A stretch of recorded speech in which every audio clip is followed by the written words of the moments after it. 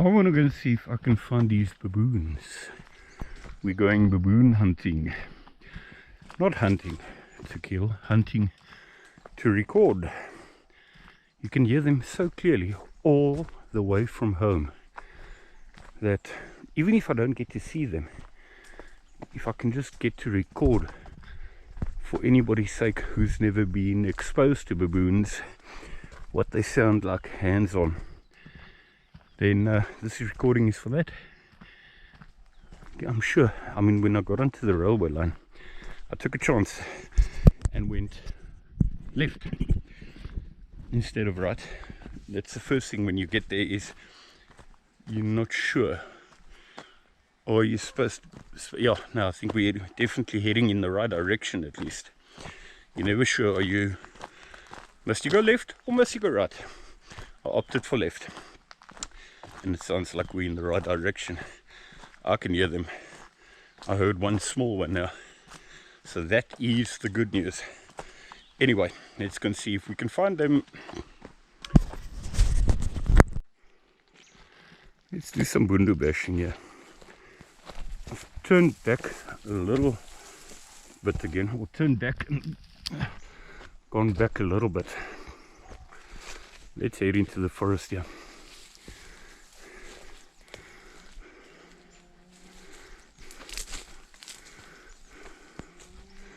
It is a bit of a trail, but it looks old.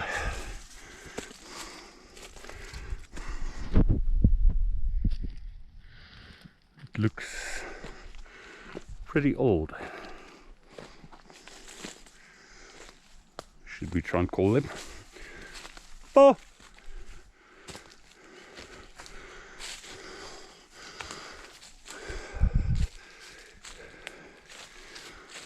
If you hear me panting, you know it is fairly sharp up.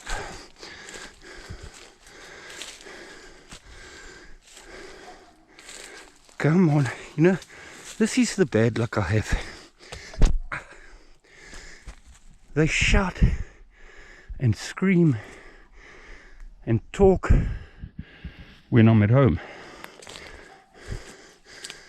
But when you want to come and visit them, what normally happens is that they're supposed to ring the bell and talk even more. If they see you, ring the bell to the rest of the troop. But that ain't happening, man. So maybe good news is they haven't seen me yet. This is going sharply up. I'm going to have to turn right at some point, even if it means a bit of bundu bashing. Let's do some bundu bashing. And get ourselves to that water stream. Once I get there, I know exactly where I am.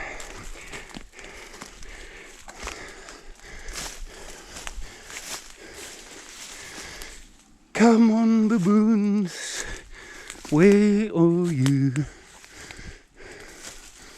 Talk to me, please, please, baboons.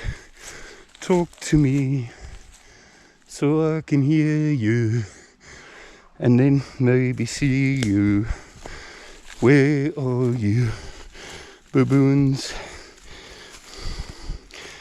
Oh man, it is still nice to be able to walk in this forest.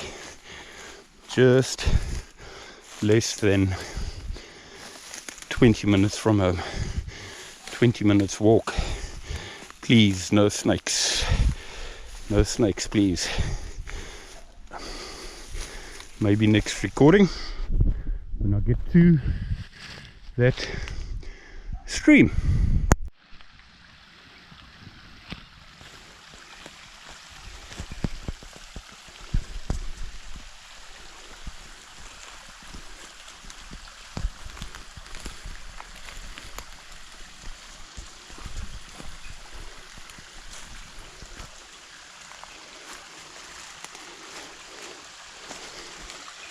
This is very meditating.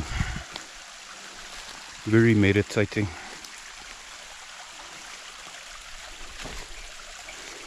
This is the kind of thing, the kind of pictures I have in mind when I try and get some sleep at night, just before I go to sleep. You've got to try and have a scenery to try and fall asleep.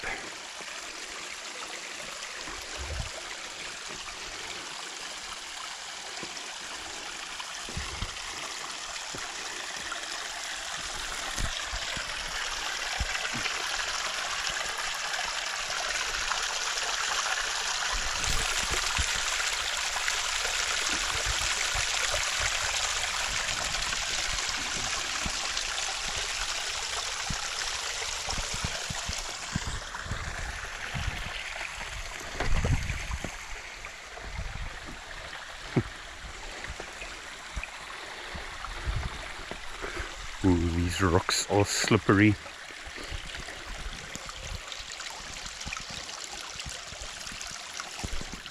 Guess what's just happened? I almost bought a pair of cat hiking boots. Pretty good quality. And they were too small. And I didn't know what the best chance would be of sending them back and getting another pair, so I cut them.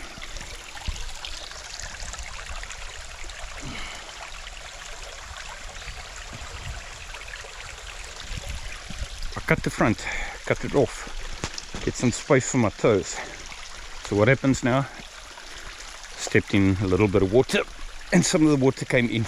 That is the name of the game in the forest. Now, do we go rocketeering here and find a gap, or do we go round? I don't hear the baboons. I think I'm gonna go rocketeering. Hope I don't slip here. Slippery rocketeering.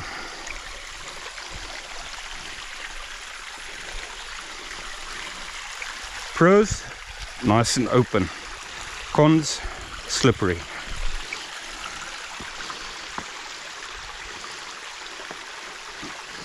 Very slippery.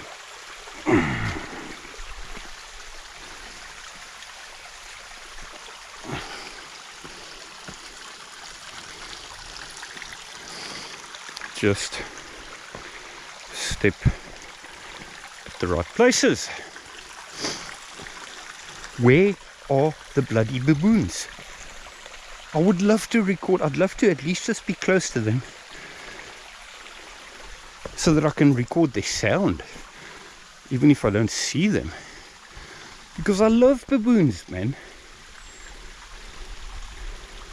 Maybe a photo with a GoPro and with a point and shoot, yeah.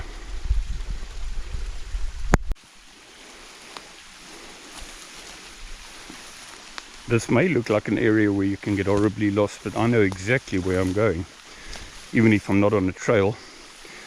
And even if I haven't been on this particular piece where I'm walking now,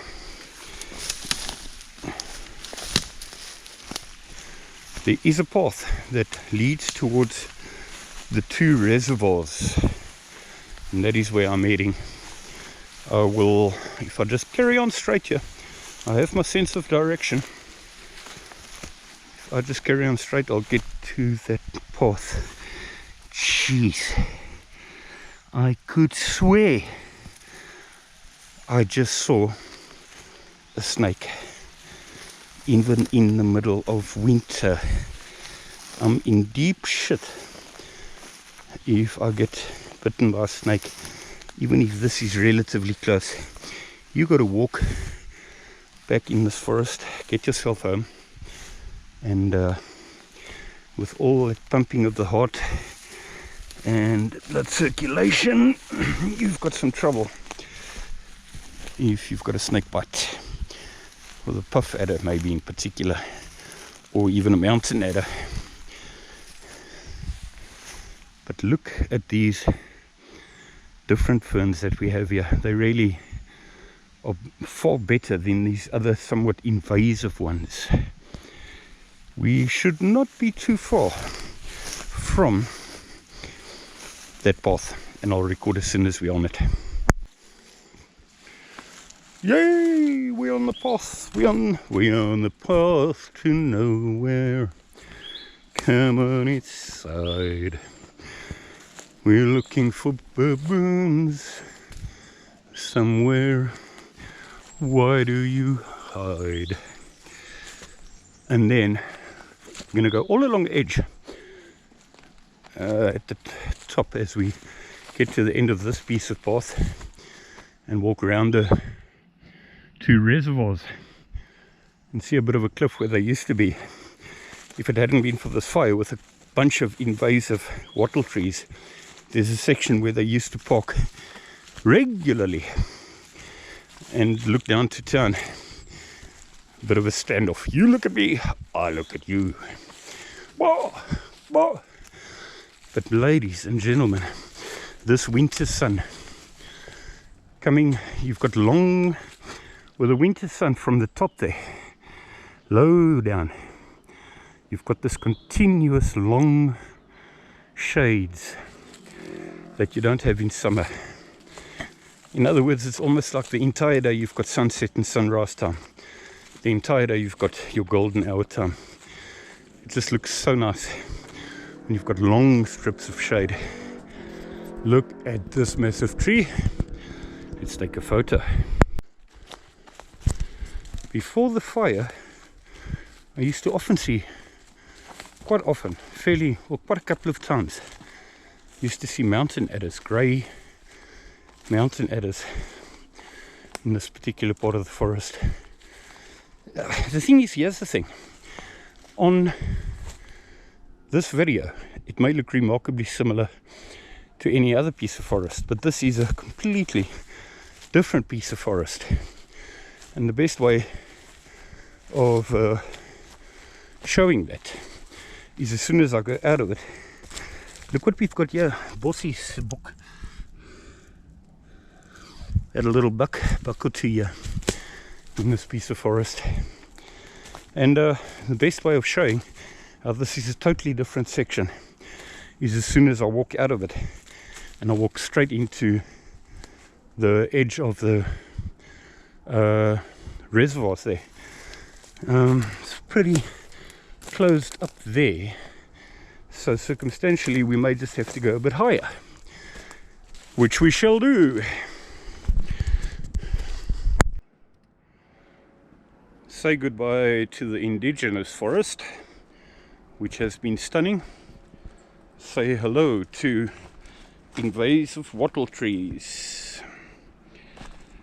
Down, down, down we go over broken, fallen down wattle trees with branches and things. Nothing worse than a wattle tree. You may or may not see the roof of the reservoir there, one of the reservoirs. There are numerous ones. All this used to be beautifully open prior to the fire, and one could walk around here with a bird's eye view of town as well. And it was almost such like an obvious path to walk. Now you look like you're somebody trying to hide from civilization. Meanwhile, even if you've got absolutely nothing to hide, you've got to scramble your way through them. There's the reservoir, one of them, of waterworks, and we're going to be going all along the edge around it here. So anyway, no baboons. Let me show you where the baboons normally used to be. At the top there, there's a cliff there that you can see, hopefully. That's where they used to be. They used to be one of their favorite parking. Baboons like high spots where they can see things, and that used to be one of their favorite places, but no can do anymore. So if you've been watching this expedition to try and find them, or even just record their sound, thanks for watching.